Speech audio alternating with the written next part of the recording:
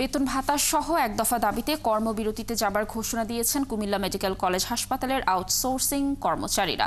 সকাল ৮টা থেকে কর্মসূচি পালন করার কথা রয়েছে তাদের। দর্শক, এ বিষয়ে বিস্তারিত জানাতে যুক্ত হচ্ছেন সহকর্মী এনামুল হক।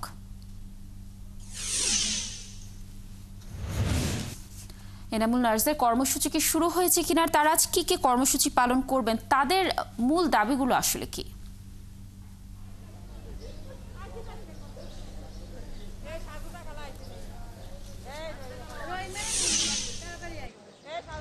আসলে দীর্ঘ ৬ মাস কি ৭ মাস, কেউ কেউ বলছে ৩ মাস এবং ইটি করতে পারেনি। আউটসোর্সিং এ কুমিল্লা মেডিকেল কলেজের সেই ১৫৩ জন কর্মকর্তা কর্মচারীরা আপনি দেখছেন যে সেখানে তারা দাঁড়িয়ে আছে। আজকে তাদের ওটি গুলোতে তারা কিন্তু যায়নি। আমরা যদি কয়েকজনের সাথে কথা বলি, যে আজকে আপনাদের আসলে দাবিগুলো কি কি? আমরা যেহেতু ৭ মাস পর্যন্ত বেতন পাই না, বেতন এই জন্য আমরা এটা চাইতে আছি, আন্দোলন চাচ্ছি। আমরা আর কয়েকজনের সাথে, আপনি আজকে তো ওটিতে দেখলাম, ওটিতে গেলেন না, যে আসলে আমাদের আজকে ৫ থেকে ৭ মাস আমাদের বেতন বকেয়া, এবং কি আমাদের চাকরিতে আমাদের বলছে যে যদি আপনারা চাকরি করতে চান তাহলে আপনারা বেতন ছাড়া চাকরি করতে হবে, আর না হলে আপনার চাকরি নেই, আপনারা চলে যেতে পারেন। তার বিধায় আমরা আজকে এতদিন যাবৎ আজকে ৫ থেকে ৭ মাস আমরা কর্মস্থলে আছি হসপিটালের সুবাদে, কিন্তু আমাদের সুবাদে আমাদের পেটে খিদার জন্য কেউ নামে না, কেউ কথা বলে না।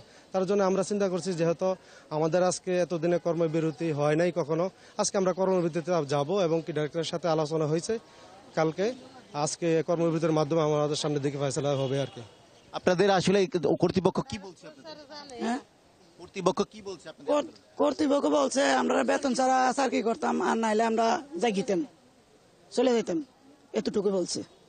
কত মাস বেতন পাচ্ছেন? আমরা ৭ মাস ধরে বেতন পাইতেছি না, এবং আমাদেরকে বলা হয়েছে যে চাকরি করলে করো, না চলে যাও, তোমাদের চাকরি নাই। এখন আমরা ফেরাতে আইছি, এখন আমরা কোথায় যাব, কার কাছে যাব? আমরা ফ্ল্যাট কোথায়, কার কাছে যাব? কে দিব আমাদেরকে ভাত দেওয়া যাওয়ার মানুষ আমাদের নাই, কে দিবে? আমরা অনেকে রাস্তার নামতে হইতেছে, আন্দোলন তো আমরা নামতে হইব, কি করবো? আমাদের ভাত নাই, ফ্ল্যাটে ভাত থাকলে সব কিছু ভালো লাগে, ফ্ল্যাটে ভাত নাই, কিছুই ভালো লাগে না। এখন আমরা আন্দোলনে নামছি। আসলে মূলত হচ্ছে কুমিল্লা মেডিকেল কলেজের প্রায় ১৫৩ জন সেই আউটসোর্সিং যে কর্মকর্তা কর্মচারীরা রয়েছেন, তারা কিন্তু আজকে সকাল ৮টা থেকে এই কর্মবিরতিতে তারা গিয়েছেন, এবং তারা এখানে সমবেত হয়েছেন তাদের কাজটা বন্ধ করে। এই আপনার আন্দোলন কি এক দফা কতক্ষণ চলবে? আমাদের দাবি যতক্ষণ পর্যন্ত না মানা হবে, আমরা আন্দোলন ততক্ষণ চলবে। এই যে আন্দোলন কর্তৃপক্ষ কি বলছে? কর্তৃপক্ষ তো আপনার বিভিন্ন ধরনের আমাদেরকে আশ্বাস দিয়েছে, আমাদের বলতেছে আমাদের নাকি আমাদের আউটসোর্সিং যারা কন্ট্রাক্টর ছিল ওরা কন্ট্রাক্টর নাই, আমাদের বেতন দিতে পারবে না, মানে বিনা বেতন যদি কাজ করতে বলছে, না হয় চাকরি ছেড়ে চলে যেতে বলছে। এখন আপনার মনে করেন আপনার আন্দোলনে আছেন, তাহলে তো সাধারণ রোগীদেরও তো ক্ষতি হচ্ছে, তাহলে সেই বিষয়টাও বিবেচনা করে কর্তৃপক্ষ কি বলছে? আসলে আমরা তো কর্তৃপক্ষের কথা শুনে অনেকদিন ধরে কাজ করছি।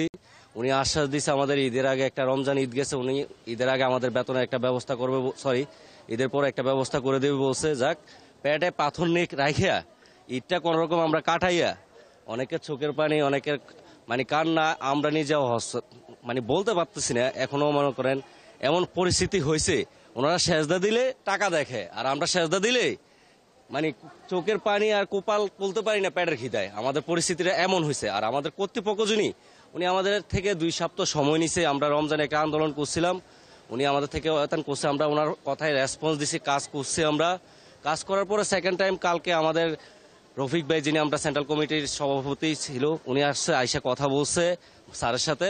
স্যারে বলতেছে আমার তো কিছু করার নাই। আমরা বলছিল, রফিক ভাই বলছে আমাদের স্টাফদের চাকরি নিশ্চয়তা নাই, আপনি কি এখন ওনাদেরকে চাকরি নিশ্চয়তা দেবেন? উনি ডাইরেক্ট বলছে না, আমি কেন দিব? আমার মাথায় যদি কিছু বেতন বা আমার বাইরে গেলে যদি ঠেকায় বা কিছু করে, তাইলে আমি কি করতে পারি? আমি তো একটা সাধারণ মানুষ বাইরে গেলে। আসলে মূলত হচ্ছে একজন পরিচ্ছন্ন কর্মী, সেই সাথে ওটিতে যারা কাজ করেন, এবং মেডিকেল কলেজের বিভিন্ন বিভাগে ১৫৩ জন যে ৪র্থ শ্রেণী কর্মচারীরা আছে, দীর্ঘ ৬ মাস ৭ মাস তারা কিন্তু বেতন পাচ্ছে না, এবং কেউ কেউ ৮ মাস বেতন পাচ্ছে না। গেল ঈদও তারা ঈদটিও ঠিক মতো করতে পারেনি।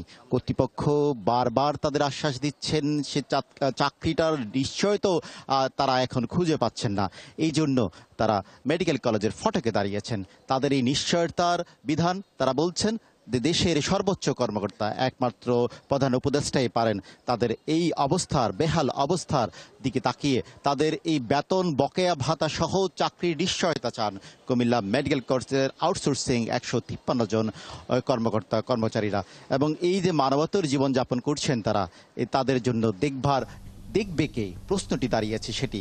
কুমিল্লা মেডিকেল কলেজের প্রশাসন তাদের দায়িত্ব নিতে অনীহা এবং এর সুরাহা কখন হবে? তবে যারা মেডিকেলে আমরা আশা করছি খুব দ্রুতই এই সমস্যার সমাধান হবে এবং যে সমস্যা তারা সম্মুখীন হচ্ছেন এর সমাধান নিশ্চয়ই কর্তৃপক্ষ খুব দ্রুতই করবে।